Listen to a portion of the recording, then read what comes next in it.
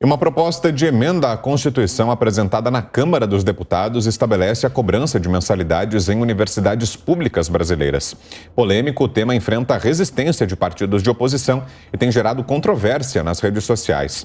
Sobre isso, a gente conversa agora com Acácio Miranda da Silva Filho, que é especialista em Direito Público. Doutor Acácio, bom dia. Obrigado pela presença aqui no Jornal da Manhã. Bom dia, Vitor. Bom dia, Elisângela. Bom dia, Zé. É um prazer estar com vocês mais uma vez. Nós é que agradecemos. Para começarmos, doutor, qual a análise do senhor em relação a essa proposta? Eu confesso, Vitor, que durante bastante tempo eu maturei sobre o tema e eu acho que principalmente a emenda proposta, a alternativa proposta pela deputada Tabata Amaral, talvez seja a mais razoável. Nós faríamos a cobrança, mas faríamos uma cobrança posterior dessas mensalidades de acordo com o emprego e a faixa de rendimento que aquele aluno da universidade pública tenha alcançado. Doutor, cobrar a mensalidade, isso não afastaria os alunos de uma certa forma, né, que não têm condições de realmente pagar uma universidade, de entrar numa faculdade, de procurar o estudo, né, após o ensino fundamental e médio? Isso não impediria com que essas pessoas buscassem, então, fazer a faculdade? Querendo ou não, de forma gratuita, faz com que o interesse aumente dessas pessoas, dos estudantes. Sem dúvida, mas o ponto aqui não é a cobrança pura e simples. O que se pretende através da PEC 206 e dos seus projetos substitutivos é que a cobrança seja feita somente àqueles que, independentemente de ser uma universidade pública ou uma universidade particular, teriam condições de custear aquele curso.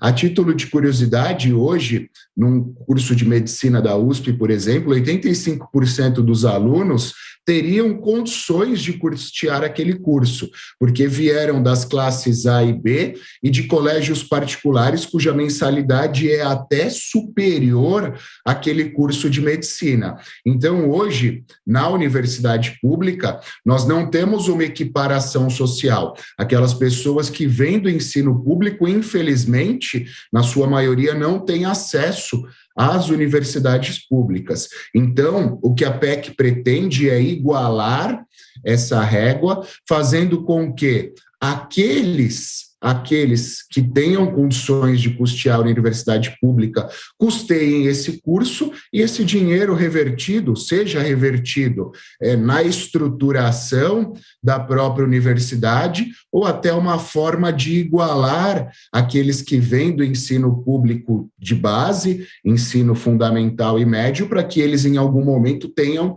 acesso à universidade pública. Zé.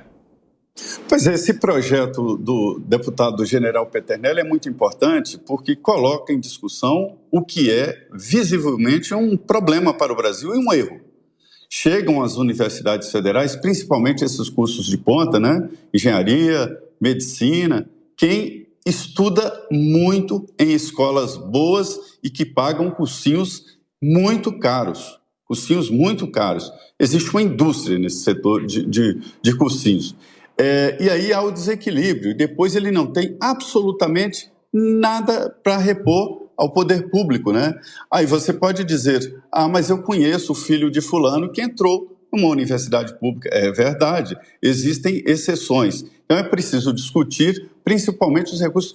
As universidades no Brasil estão muito caras, e principalmente salário. O salário consome 85% dos gastos de uma universidade. Eu queria exatamente perguntar se não é positivo esse debate, dar uma sacudida nesta situação que é visível que está desregulada. Zé, o debate é necessário e saudável em qualquer circunstância, né? Quiçá nós tivéssemos a oportunidade, enquanto sociedade, de discutirmos todos os temas que nós temos postos antes de eventuais alterações legislativas ou, num caso mais grave como é esse, antes da alteração do próprio texto constitucional. E como você bem ressalta, talvez a propositura inicial do deputado general Peternelli aqui de São Paulo, ela fosse mais robusta, ela trouxesse alterações mais substanciais que acabariam não alterando e não agradando todos os lados envolvidos nessa discussão.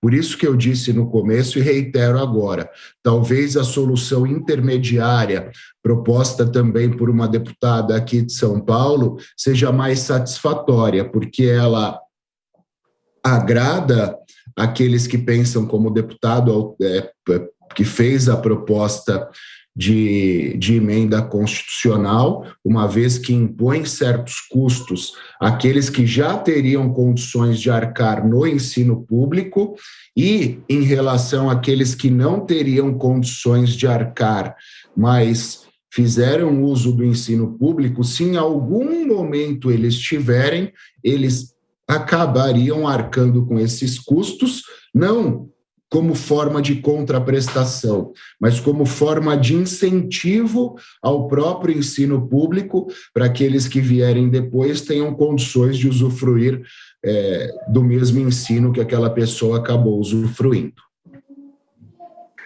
Uma dúvida é sobre qual seria o valor, né? E esse é um ponto ainda vago, né? Porque o projeto fala na cobrança da mensalidade para os alunos que tiverem poder aquisitivo de pagar, né? Ou seja, aqueles que na iniciativa privada conseguiriam pagar o próprio curso, né? Não seria cobrada a mensalidade de todos os alunos da universidade pública. Mas mesmo isso é um ponto um pouco vago, não?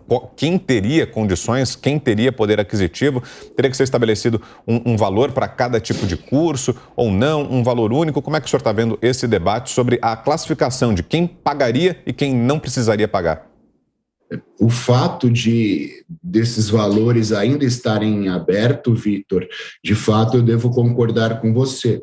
É uma falha do projeto, mas imagino que tenha sido até uma falha proposital, para que eles, através da discussão, estabelecessem uma métrica de pagamento. Até porque, se nós estamos discutindo que a ideia é equacionar as distorções sociais que existem nesse sistema, não dá para nós equacionarmos essas distorções através de um valor objetivo. Há necessidade de serem estabelecidos critérios e métricas diferentes para que esses valores sejam cobrados. Então, imagino e quero crer nesse sentido que o fato dos critérios não terem sido estabelecidos é exatamente para que eles sejam propostos no momento posterior, depois de todas as discussões que nós temos. Doutor, cobrar a mensalidade, né? A PEC diz para custear as despesas das universidades e tudo mais. Isso não seria uma transferência também de responsabilidade, fazer com que o setor privado assuma? Isso não seria de responsabilidade do Estado? A gente fala também da questão socioeconômica do país, né, em relação aos estudantes. Eu acho, Elisângela, que o principal debate nessa PEC deve ser norteado pelas distorções sociais que nós temos no sistema. A universidade pública deveria ser um instrumento de equação social e, infelizmente, por todos os aspectos que já foram mencionados por nós, ela não cumpre este papel neste momento. Eu concordo com você na sua ponderação. No momento que nós falamos que essa cobrança se daria para custear a própria universidade, nós acabamos dando margem a uma série de outros aspectos. Primeiro, esses valores serviriam para custear além do que nós já temos, ou, a partir do momento que eles forem pagos, o governo diminuiria as dotações orçamentárias atuais e esses valores seriam complementados por essa mensalidade, porque aí o próprio projeto perde um pouco da razão. O ideal é que você retroalimente o sistema educacional com esses valores a maior que viriam, para que você dê chance a outras pessoas e melhore o próprio sistema educacional. Então, eu acho que esses pontos em aberto precisam ser discutidos a contento para que nós no final das contas, não usemos um projeto que merece ser discutido contra o próprio sistema e não com a sua real finalidade, que é melhorar o nosso sistema educacional como um todo.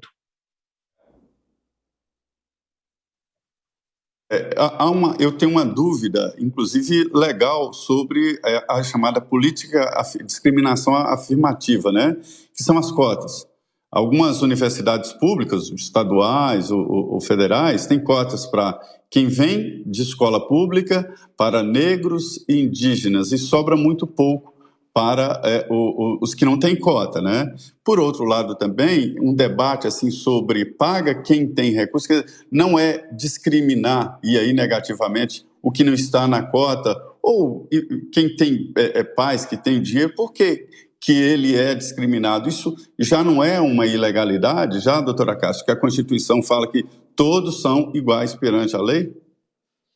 O princípio da igualdade constitucional, Zé, ele estabelece que todos são iguais perante a lei, guardadas as peculiaridades individuais de cada um de nós. Vou dar um exemplo, a Lei Maria da Penha. Homens e mulheres são iguais, mas como nós temos uma distorção social e cultural que perdura há muito tempo, há necessidade do estabelecimento da Lei Maria da Penha para que, com o passar dos anos, essas distorções deixem de existir e, de fato, homens e mulheres estejam em pé de igualdade. Em relação às cotas, o raciocínio é o mesmo. Todos são iguais perante a lei, contudo, por questões históricas e questões sociais, determinadas classes acabaram sendo prejudicadas e há necessidade, para que o princípio da igualdade perdure de forma linear, que sejam criados determinados mecanismos até que alcancemos essas circunstâncias. Então, as cotas foram pensadas desta forma. Óbvio, quando há o estabelecimento das cotas e de todos os fatores aos quais você fez menção, e nós incluímos a isso a cobrança das mensalidades, nós estamos criando uma distorção do sistema, mas, repito, uma distorção do sistema para repararmos outras distorções do sistema que já perduravam. Então, há a cobrança daquelas classes mais abastadas, independentemente de qualquer outra circunstância, para que eles possam ajudar nos custeios ou no custeio das classes mais prejudicadas. Você vai criando degraus no sistema para que você possa, em determinado momento, equiparar todos socialmente. É isso que preza o princípio da igualdade. Muito bem, ouvimos aqui o doutor Acácio Miranda. Obrigado mais uma vez, doutor, pela entrevista. Bom dia. Obrigado, Vitor. Obrigado, Zé. Obrigado, Elisângela, e a todos que nos acompanharam. Um bom domingo a todos.